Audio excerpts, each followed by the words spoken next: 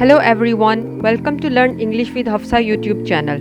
अगर आप मेरे चैनल पर नए हैं तो मेरे चैनल को सब्सक्राइब करें, लाइक करें, कमेंट करें और अपने दोस्तों के साथ शेयर करें। आज हम डिस्कस करने जा रहे हैं गैब्रियल गार्सिया मार्केज की famous story a very old man with enormous wings. A very old man with enormous wings with the subtitle a tale for children. इस स्टोरी को लिखा है गैब्रियल गार्सिया मार्केज ने, जो कि एक कोलंबियन राइटर थे। उन्होंने इस स्टोरी को 1968 में लिखा और पब्लिश किया, जिसे बाद में 1971 में इंग्लिश में ट्रांसलेट किया गया और पब्लिश भी किया गया। ये स्टोरी मैजिकल रियलिज़म की कैटेगरी में आती है। मैजिकल रियलिज़म लिटरेचर का एक जॉनरा है जिसमें रियल लाइफ को मैजिक और फैंटेसी के साथ पोर्ट्रे किया जाता है।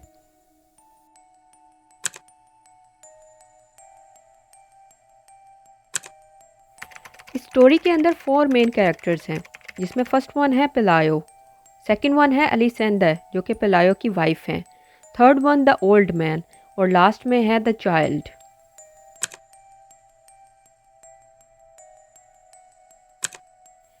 ये कहानी एक गांव में रहने वाली फैमिली की है जिसके 3 मेंबर्स हैं, पेलायो, एलिसेंडर और उनका एक बच्चा। गांव में काफ़ी दिन से बारिश होने की वजह से कीड़े उनके घर के इर्द गिर्द जमा होने लग जाते हैं। उनकी वजह से उनका बच्चा बीमार हो जाता है। पिलायो इन कीड़ों को समंदर में फेंकने के लिए चला जाता है।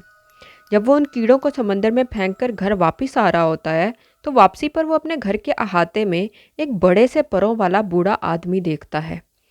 पिलायो उस बूढ़े आदमी को देखकर हैरान हो जाता है और अपनी बीवी के पास भागकर जाता है। वो अपनी बीवी को बुलाता है और वो दोनों उस बूढ़े आदमी से बात करने की कोशिश करते हैं, लेकिन वो बूढ़ा आदमी उनकी ज़बान समझ नहीं पाता। पिलायो और उसकी बीवी को लगता है कि शायद वो किसी बहरी जहाज़ से यहाँ रह गया है, लेकिन उनका एक हमसाया उन्हें बताता है कि ये किसी बहरी जहाज़ से नहीं रहा, बल्कि ये एक एंजल है। बूढ़े आदमी की खबर पूरे गांव में फैल जाती है। पिलायो उस बूढ़े आदमी को बांध देता है और एक दिन के बाद जब बारिश रुक जाती है और उनका बच्चा भी ठीक हो जाता है तो पिलायो बूढ़े आदमी को समंदर पर छोड़ के आने का सोचता है, लेकिन उससे पहले ही उस बूढ़े आदमी की खबर पूरे गांव में फैल जाती है और लोग उसे देखने के लिए इकट्ठा हो जाते हैं और उसे तंग करते और उसका मजाक उड़ाना शुरू कर देते हैं। उन लोगों में से एक बूढ़ी औरत बोलती है कि ये एंजल असल में तुम्हारे बीमार बच्चे को ले जाने के लिए आया था, इसलिए तुम इसे मार दो। लेकिन पिलायो और उसकी बीवी उसे नहीं मारते और लोगों का हजूम देखकर वो उसके इर्द गिर्द बाड़ लगा देते हैं और उससे पैसे कमाना शुरू कर देते हैं। इस तरह से कई साल गुजर जाते हैं।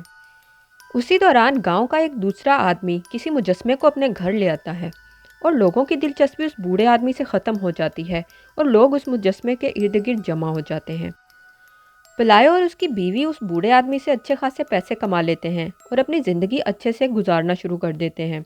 उनका बच्चा भी बड़ा हो जाता है और स्कूल जाना शुरू कर देता है। बूढ़े आदमी के इर्द गिर्द लगी हुई बाड़ अब टूटना शुरू हो जाती है।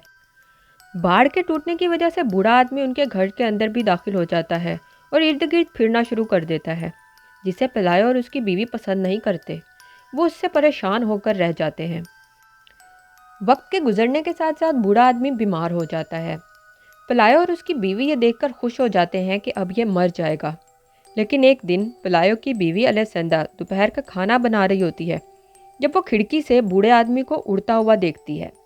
बूढ़ा आदमी उड़कर उनकी ज़िंदगी से हमेशा के लिए दूर चला जाता है और वो दोनों पुरसकून अपनी ज़िंदगी गुजारने लग जाते हैं और यहाँ पर यह स्टोरी ख़त्म हो जाती है।